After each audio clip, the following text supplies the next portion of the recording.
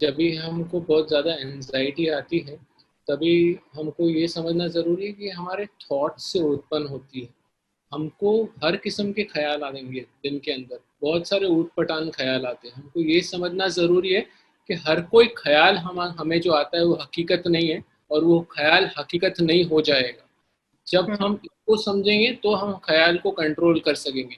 जब भी हम हर ख्याल को हकीकत समझेंगे तो हमें फिजिकली सिम्टम्स होंगे, बिकॉज हमारा माइंड और बॉडी कनेक्टेड है। जब भी माइंड फियरफुल होता है तो बॉडी के अंदर बहुत सारे सिम्टम्स होते हैं। फॉर एग्जाम्पल, जब भी मैं घबराया कोई बात को लेकर घबरा जाऊंगा तो मेरी सांस फूल जाएंगी, हार्ट बीट्स फास्ट हो जाएगी, पसीना आने लगेगा। मे बी मुझे फिजिकली कुछ भी प्रॉब्लम नहीं है, लेकिन माइंड घबराया हुआ है, इसलिए बॉडी में इस तरह के सिम्टम्स होते हैं।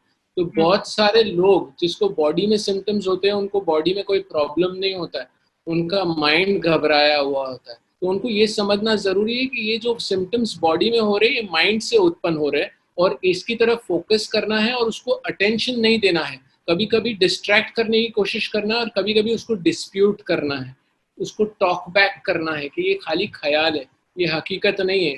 Otherwise I am fit and fine, these are just my thoughts. और फिर रिलैक्सेशन एक्सरसाइजेस जैसे डॉक्टर सुलेमान ने बताया था वो करने की कोशिश करना है, ताकि हम थोड़ा रिलैक्स महसूस कर सकें। पहले तो हमें हमारे थॉट्स के ऊपर अटेंशन देना है। It is not very easy and automatically नहीं आता है, थोड़ा वक्त लगता है कि हमको ख्याल क्या आते हैं। ओके।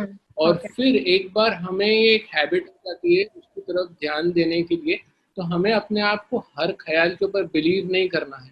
अपने आप को कहना है कि this is just a thought, okay, in reality there is nothing that is wrong with me, और उसको चैलेंज करने की कोशिश करना है। कभी कभी हम खाली माइंड में ये करने की कोशिश करते हैं तो वी आर अनसक्सेसफुल। कभी कभी उसको लिख के भी चैलेंज करना है, what is the chances of me getting a particular illness, and you will get the answers। जब एक एक थॉट को आप डिस्प्यूट करते जाओगे कि क्या चांसेस है ये होने का, मैं बहुत ज्यादा सोच तो नहीं कर रहा हूँ। कभी कभी हम जनरलाइजेशन करते हैं कि एक चीज हुआ तो हमको लगता है कि सब जन को यही चीज हो जाएगी।